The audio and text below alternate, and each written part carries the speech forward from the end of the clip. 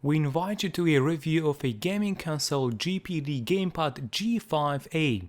The console comes in a box with blue and white colors on it. On top we see a picture of the device, the manufacturer's logo, model name, website address and basic information about the console like 8 gigs of internal memory, Wi-Fi antenna, 5-inch touchscreen display and Android. On the sidewalls of the box you will find information on available technologies such as game key mapping, G-sensor, 2 vibration motors, quad-core processor and Android in version 4.2. After opening the box, the first thing we see is the main protagonist of this presentation, G5A console in white. Gamepad has 2 joysticks on the sides of the screen and D-pad on the left side. On the opposite side of the display there are 4 keys, which we use primarily in games. They are marked with numbers 1, 2, 3, 4. Below the buttons and D-pad there are 2 stereo speakers. At the bottom of the screen we can see written in silver letters word Gamepad. The last thing on the front is a tiny LED between the key button 4 and the speaker, which informs us, for example, that console is turned on. LED is so small that it doesn't disturb while playing games or watching movies. Before taking the gamepad out of the box, I had concerns that it may be a bit big, heavy and not very handy device. Nothing can be further from the truth, but more on that in a moment. In the upper part we have 4 triggers marked with numbers 5, 6, 7 and 8. Location of the triggers is practical and very comfortable. Run button on the right is a power button used to start up, shut down, reset the device and turn on off the screen. Right next to it there is a DC 5V external power supply input. Next we have micro USB input for charging and data transfer. The idea of it is the same as in smartphones with Android on board. The last input is mini HDMI port, so you can connect it to your TV. At the bottom of the console from the left to right you will find micro SD card slot which support cards up to 42 gigs of memory. Next we have start, volume up and down and select button, mini jack input and a microphone. One may wonder why there are so many keys and buttons. That was my first impression, but they are all very necessary. Some of them are used in emulated games. GPD G5A has pre-installed game emulators for PSX, NES, SNES, Sega, Nintendo 64, Game Boy and a couple of others. There is loads of it, and a lot of games from earlier mentioned consoles require additional buttons. In some games, due to certain limitation, we still use the on-screen buttons, but it's not a problem thanks to a big 5-inch screen. In addition, we have access to the store from which you can download for free lots of different games. Game database is very big and new games are added to it from time to time, so I am sure everyone will find something for themselves. On the bottom of the gamepad you will find the manufacturer's logo and a 2-megapixel camera.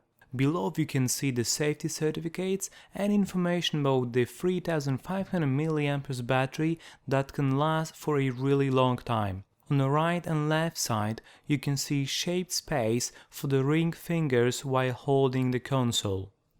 Gamepad is very well made, which you do not expect really from a producer from an unknown manufacturer in Asia. However, the quality is surprising on many fronts. White plastic has a matte feel, so the console stays firm in your hands. All black keys and buttons are also well made. Additionally, both joysticks are coated with rubber so your fingers don't slip while playing. Console weighs only 290 grams. Specifications are as follows: 8GB internal memory, ARM Cortex-A9 1.5 GHz processor, ARM Mali 400 3D graphics accelerator, 5-inch display with a resolution of 800 by 480 pixels, Wi-Fi BGN, 2-megapixel camera, support multiple types of graphic, audio and video files, HDMI 1080p input so you can play games on your TV, USB 2.0, 3.5mm jack for headphones, and a card slot that supports SD cards up to 32 gigs. Two motors provide vibration while playing. With the GPD console we also get micro USB cable to connect the device to your computer, 5V power adapter for charging, and a manual. It is worth noting that the gamepad has also a help application on it. To power the device, just press the power button. Gamepad comes with Android version 4.2 without pre-installed bloatware.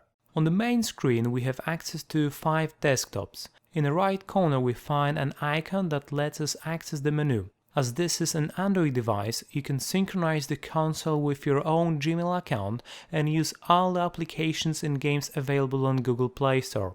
You also have access to the calendar, email, web browser, etc. The viewing angles are also quite good. In summary, gamepad doesn't have some great design or well-known brand behind it or 4K display, but it does have something in itself. It has a lot of emulators with all kinds of games, and today's 30 or 40 years old will certainly find a few dozens of titles they will recognize from their youth. Although the gamepad feels big, it is very convenient while using. Its great advantage are buttons and joysticks, which I personally miss my smartphone. Playing on a phone in game more challenging than Solitaire or Angry Birds is not very convenient. Here it is a pleasure while playing games like car racing, shooting, fighting and much more.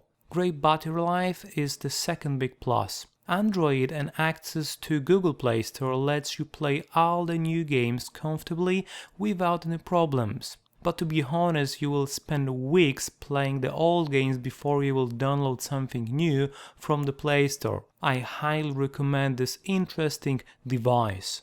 At the end of our presentation, we invite you to watch only a few of the dozens if not hundreds of games from different emulators. This is something which this console is really strong. Thank you for watching, comment, like and share. Bye bye.